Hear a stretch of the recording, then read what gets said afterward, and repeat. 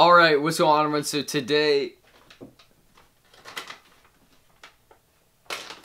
So today in this video, we're going to be talking about some underrated brands. Now, these are some brands that are either growing right now, and I don't feel like they get enough recognition. Some of them you may know, some of them you may not, and hence the term underrated, but really good brands, and I feel like I should discuss them in this video. So I'm going to be going over like 5 or so, like sort of like a top 5, but really just a general discussion. So I hope you guys enjoy this video. If you're new, do not forget, just like the video, and also be sure guys subscribe and notifications on. Little pop on the screen as I put up in several videos recently. So be sure guys do that. I'll take it off the screen.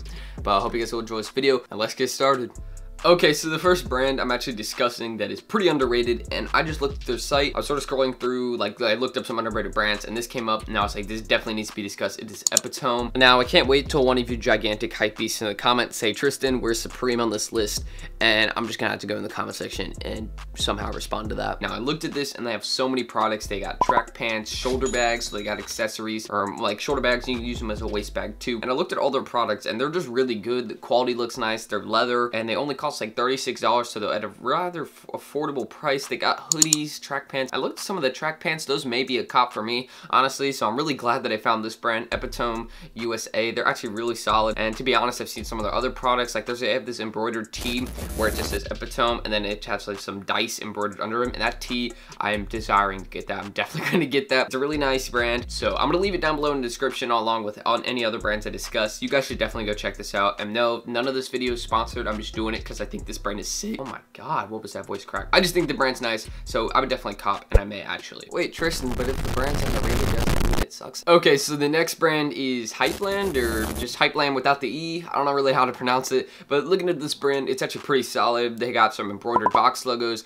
which most of them are, I think all of them are sold out, so people like those, obviously. And I noticed something about this brand is that they like to fuse a lot of cultures, and like they sort of make it like a global sort of brand. I mean, I feel like Supreme is more like USA oriented if you think about it. I mean, it did originate in the United States, that makes sense. But you look at some of the Supreme pieces, you'd be like, oh yeah, this would be something that would only appeal to American people. I mean, again, it still sells out in other countries, but looking at this, like, I feel like this brand fuses a lot of different cultures. Like, they even have like these flag, the hoodies or sweats. Yeah, they have both actually. So looking at those, I mean, that doesn't necessarily mean it fuses global culture, but I noticed a lot of their even like older pieces and some of their pieces, like I see it would appeal to a lot of different people everywhere, and it would be pretty hype. But looking at this, definitely an underbranded brand, pretty fire, and yeah, that's the next brand on our list. Oh, and the guy who created the brand's only 19, so gotta give him some of that. Okay, so the next brand is Illegal Civilization. Now, I saw this brand. They got everything. They got, I don't know if they have sneakers, but they got skate decks. They got waist bags, or they like to call them boating bags, boating hats. Like, they got a lot of different things. And looking at the designs, these are nice. Like, even I really like the skate deck.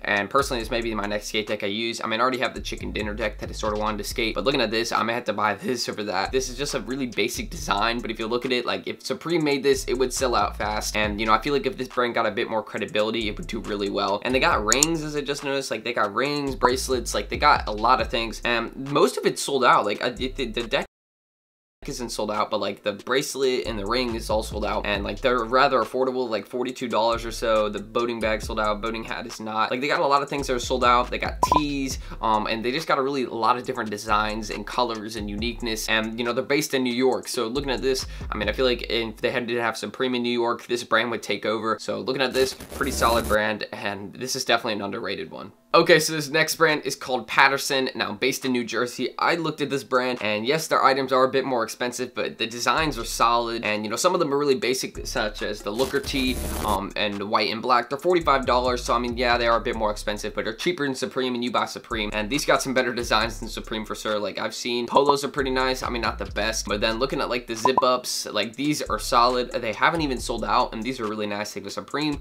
dropped these zip ups, they would sell out pretty fast. And you know, I just feel like, you know, these brands had a bit more credibility, they would all do really well, and you know, that's just sort of the process of making a brand. You got to grow it in an organic way first. But looking at these, like, they got so many items, everything's pretty solid. I love the long sleeves also, and in general, this brand's just done really well with making their designs, and they got a bunch of colorways too, a variety of colorways, different designs, and overall Patterson is going to go, I think, 4th on this list if I'm correct. So pretty solid brand, and definitely a cop. Okay, so the 5th and final brand, I actually really like this one. Honestly, I would probably put this at like 2 or 3 in this list. list is called Rokit. Now looking at this brand, it's pretty solid, and I noticed with some of the pieces such as the Rokit Club 75 Fantasy short sleeve t-shirt, yes, I just read that off. Looking at that, I noticed a lot of sort of skate influence, Japanese influence, sort of like combining a lot of styles today and then combining it with like sort of Japanese culture in pieces. So looking at this, they got some pretty solid pieces, and honestly none of them sold out. I've looked at it, or at least they look like they're still available. Like I'm looking at my screen, they haven't said anything sold out. But looking at these, they're pretty solid. They got a large variety of colorways. They got some really interesting pieces such as the split tone camo sweatpants. So looking at these,